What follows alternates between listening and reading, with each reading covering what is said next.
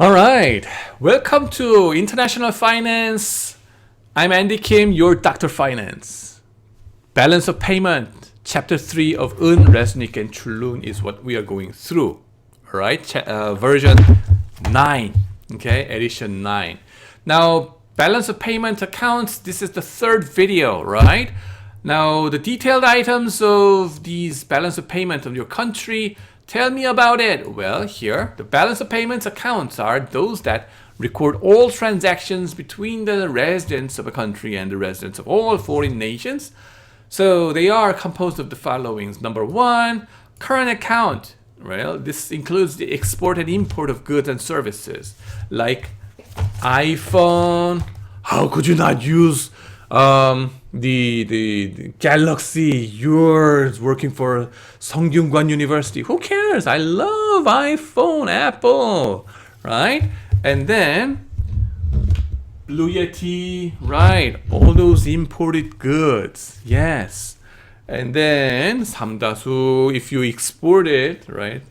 Okay, to some foreign countries, right? Or vitamins, right? Vitamins. I'm not doing PPL over here, by the way. Anyway, those are current accounts. If any banks are giving some services to foreign, nationals, then that goes into that current accounts, right? Or consulting services, all these kind of service income and expenses, right? And capital account, that is capital transfers. And the way I understand it is like transfer for non-produced, non-financial assets. It says cross-border acquisitions and disposal of these, assets. Don't get confused. Like if you are doing cross-border M&As like that, M&As for profit-making businesses, right? Delivery hero taking over Pamin kind of things. That's not capital account. That's FDI, foreign direct investment, or portfolio investment, depending on the purpose of these investors, right? Delivery hero's purpose. So I don't believe that goes into the capital account. Financial account is separate in this version 9, right? That is specifically for this portfolio investment and FDI. This includes all purchases and sales of financial assets such as stocks, bonds, bank accounts, etc., etc. I told you, right? If you invested in GameStop, right, in the US, even though you are Korean citizens, right? Good luck, first of all. That goes into financial account. And Tesla, good luck. That's financial account. And if you're investing in US Treasury bonds, right? That's financial account. Okay. Nowadays, people are investing so much money directly. Now, the financial education is been naturally done, right? I should have made my videos 1 year ago. I should have, hit the jackpot by now. But I was anyway, I hope this exuberance in financial market persists so that they may watch it and enjoy, and that I would, be popular. Anyway, that's my dream. Excluding for foreign official reserves, right? Currency reserves or official reserves, whichever you call it, I don't care, right? The important thing is reserve. 외환 보유고.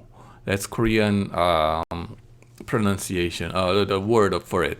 And official reserve account covers all purchases and sales of international reserve assets, US dollars, foreign exchange, and special drawing right, okay, of the IMF. We're going to talk about this SDR a little later. Actually, it was covered in chapter 2 in our textbook, but I intentionally delayed it until this moment. Anyway, before we go on further, these items of this balance of payment, let's go over it a little bit. Now, if you click this one, IMF, ORG, external pubs, what is this about? Well, it gives you the guidance by IMF, right? Guidance by the IMF about how to work on those balance of payment for each different countries. So if you scroll down a little bit, you see balance of payment, and you see current account is one of them, and capital account is there, and financial account is there, right? And you see those distinctions, and you can enjoy reading it in your for your reading pleasure. Anyway, what the heck is happening in my PowerPoint? Okay, I should reopen it. Okay, I don't know what happened. Perhaps my computer has been overheating due to my overwork over the last couple of days, right? Let me go over there. Yes. All right. So Exhibit 3.1, summary of the U.S. balance of payment for 2018 is shown in your textbook. You see it over here, current account, capital account, and financial account. And then you see it's in the $1 billion unit, right? $1 billion is roughly 1 trillion Korean won, I would say, right? 1조 won, equivalent to $1 billion, 10억 달러, right? And then you see 2,500 billion US dollars, like 1000조국, like 2,500조. It's like, oh my God. Anyway, so exports, right? Exports, and you see goods and services. The US exported 2,500 billion US dollars worth of goods and services to outside countries, right?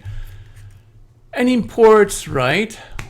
Well, they imported $3,122 billion worth of goods and services from foreign countries. And they show it, they represent it in negative terms, minus terms over here, right? I told you before in the previous video, debit has to go into in the accounting basics. Debit is on your left-hand side, credit is on your right-hand side. But in this textbook, it's flipped, and debit is shown in negative terms, right? That's what I mean over here. And then primary income, secondary income, we're going to go over that a little later, so wait for that. And then balance of current account, right? 1, 2, 3, 4. All these items, you sum it up, and that's the balance amount over here, okay? Minus $488.5 billion. That's current account deficit, okay? 적자, all right? 경상수지, 적자. So that's that. So that tells us that US was importing more of goods and services than exporting those, right? Current account deficits. If it happened in Korea or export-oriented economies like China and Japan, we will freak out like, oh my God, so current account deficit, we're gonna die or something. But in the US, has been there for tens of years, many years, right? Decades, right? Why are you be so okay with that? Well, number one, financial account is there for you, right? It will balance out, okay? Whatever is minus over here will be plus later. Oh, balance of financial account, right? The thing is, some countries like China or Japan or Korea, okay, they export more to the United States, right? But with that, those export-oriented countries like Germany, they will get excess amount of US dollars. What would they do with that? They will invest back in the US capital market, right? Investing in US treasuries and US stocks and US companies and real estates, like things like that. And then they may set up their own factories in like the Samsung Electronics Austin, Texas factories over there, creating employment in those region, right? So balancing each other out will happen over here. That's the idea over here. So financial account, direct investment over here, portfolio investments, equity, debt, and derivatives, okay? And other investments are there, okay? You see net, the balance of financial account is positive.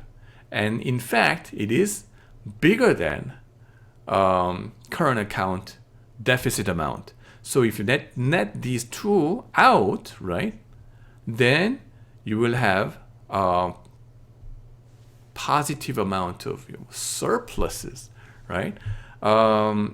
Yeah, anyway.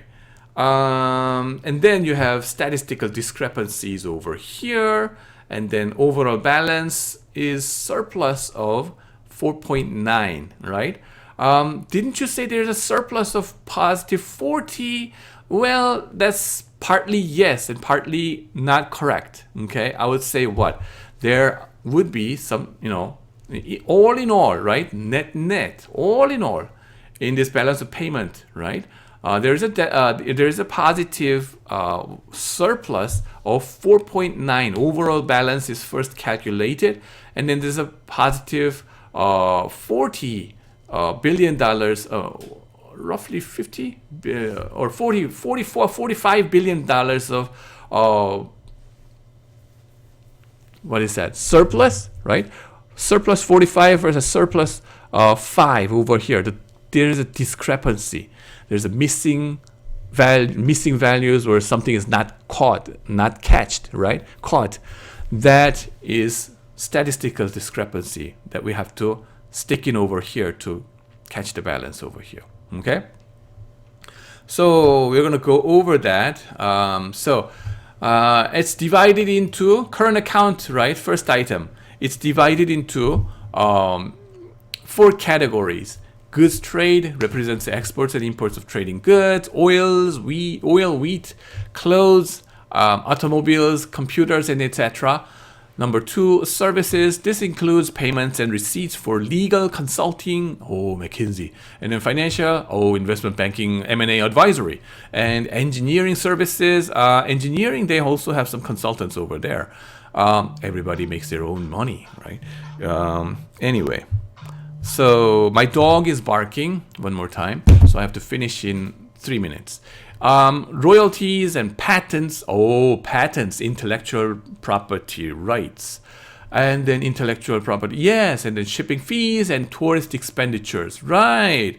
Tourism is a big source of money for many countries. Like you go to Greece and then Italy, right? Tourism. And this is where Korea has been, in deficit until 2019. So many people were going out for traveling, right? And 2020, this item must have been shrunk down, okay, because nobody was traveling. Primary income consists largely of payments and receipts of interest, dividends, and other income on foreign investments that were previously made. So you invest in, let's say, ExxonMobil, and then ExxonMobil stock gives you dividend income. That's dividend income is a primary income over here. Okay, U.S. Treasury you invest, and then periodically you get interest payments. That's primary income over here. And then secondary income involves unrequited payment. What do you mean unrequited payment? That's like a transfer of wealth for no return. You're not expecting any return for giving this money to somebody over there. Donation kind of things, right? That's secondary income. Current account balance, right? Especially the trade balance tends to be sensitive to exchange rate changes. Of course, the trade, right, is sensitive. Trade amount. How much of a iPhone would you import, right? That really depends on the FX rate. Unless you are such a iPhone lovers, like my daughters and then, my family. Right. Price elasticity. You remember that in economics basics, right? 101. FX contributes to that, right? So that, it's sensitive.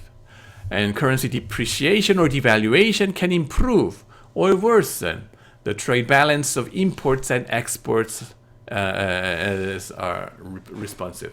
And in currency depreciation or devaluation can improve the trade balance if imports and exports are responsive, right?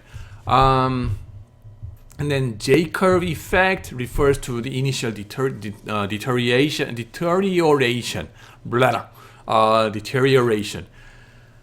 So J-curve phenomena is there, right? J-curve phenomena, as you see it, right? Eventual improvement of trade balance following the depreciation of a country's currency.